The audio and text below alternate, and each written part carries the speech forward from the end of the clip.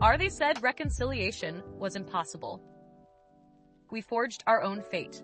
The screen burned my eyes. White text on black. Words that didn't make sense but hit like stones anyway. My wife, Sarah, her name typed out next to things I couldn't process. Things involving someone else. My whole body went cold, starting from my fingertips gripping the phone. The living room felt too big, too quiet. The clock on the wall ticked loud, each second an insult. She was out, getting groceries. Or maybe not. The thought slammed into me. Where was she really? I dropped the phone onto the worn armchair, the clatter echoing. I couldn't breathe right. It felt like someone was sitting on my chest. This wasn't real. It couldn't be. We were happy, weren't we? We laughed yesterday. We planned a trip for our anniversary next month. How could this thing be happening underneath all that? The floor seemed unsteady. I braced myself against the wall, needing something solid. When Sarah walked in later, bags rustling, humming a little tune, the sight of her normality felt like a physical blow. I didn't say anything at first. I couldn't. The words were stuck somewhere behind the lump in my throat. She saw my face. The groceries thumped onto the counter. What? What's wrong? I just pointed at the phone lying accusingly on the chair. Her face crumpled. Not in denial. Not immediately. In something else. Fear. Shame. It was worse than denial. It confirmed everything without a single word needing to be spoken between us. The silence stretched, thick and suffocating. Then came the tears. Her tears first, then the awful, gut-wrenching confession spilling out between sobs.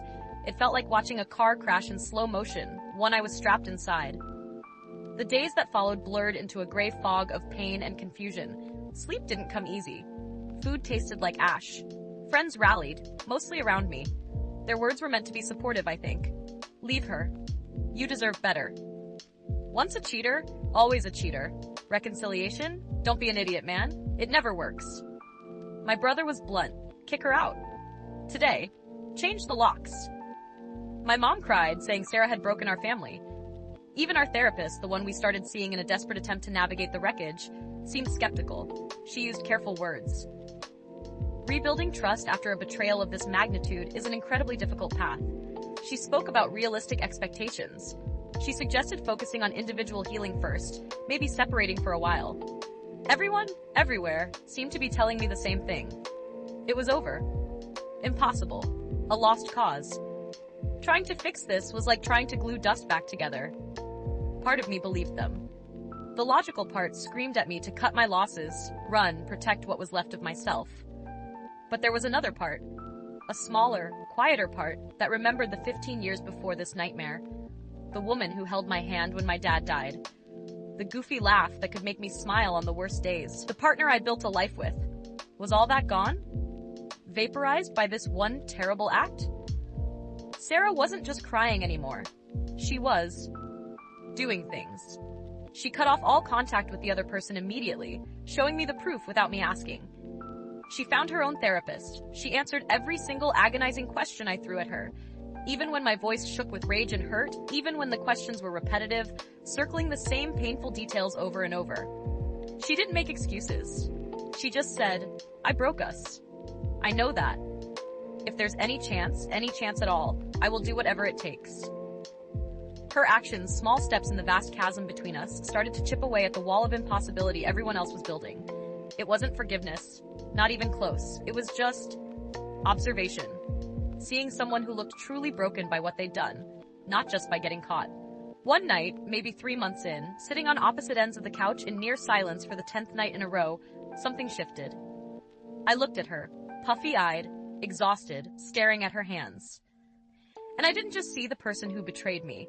I saw the person who was fighting, desperately against the tide, against what everyone said was inevitable. This isn't working, I said, my voice rough. Her head snapped up, eyes wide with panic. I know, I'm sorry. I'll leave if... No. I cut her off. I mean, this. Sitting here like this, hating each other silently, it's not working. Everyone says we should quit, that it's impossible. I took a breath. It felt heavy. Maybe they're right. But what if we tried doing it our own way? Not their way. Our way. It wasn't a Hollywood moment. There was no sudden embrace, just a flicker of something in her eyes. Hope? Maybe just surprise. Okay, she whispered. What does that look like? I don't know yet, I admitted. But but not this. And so began the real work. It was ugly. There were days I woke up and the anger was fresh, raw, like it happened yesterday. There were triggers everywhere. A song on the radio, a particular restaurant, seeing someone who vaguely resembled the affair partner. Sometimes I'd lash out, sometimes I'd withdraw completely. Couples therapy became our battleground and our sanctuary. We learned to fight differently. Not to win, but to understand. We established rules. Brutal honesty, no matter how much it hurt. Full transparency. Passwords, location sharing, checking in. It felt invasive, humiliating for both of us sometimes, but it was the necessary price for rebuilding. Some friends drifted away, unable to understand why I was still trying. Sarah lost friends too. People who couldn't reconcile the woman they knew with the choices she'd made. We didn't follow a standard playbook. We made mistakes. We stumbled.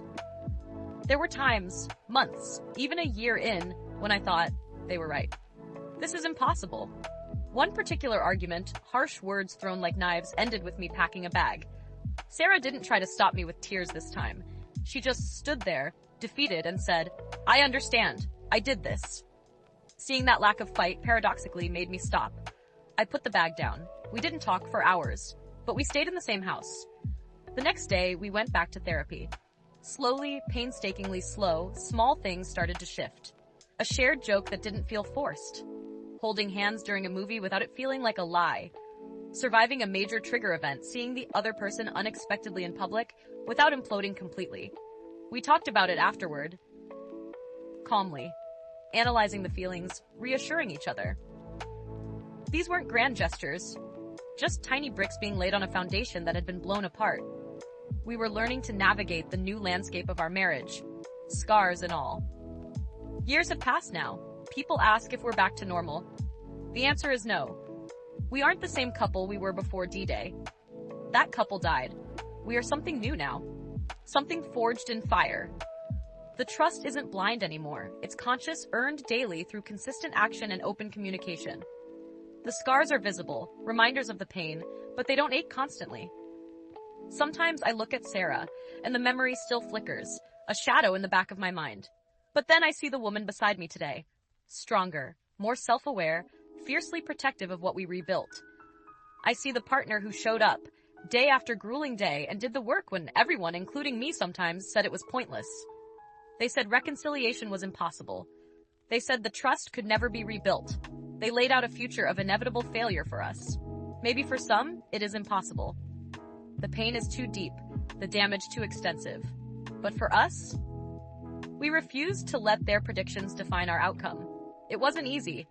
It wasn't quick. It was the hardest thing either of us has ever done. We stared into the abyss, ignored the chorus telling us to jump, and somehow together, we crawled our way back out. We didn't just survive infidelity. We looked the impossible in the face and decided to forge our own fate. And against all odds, we did.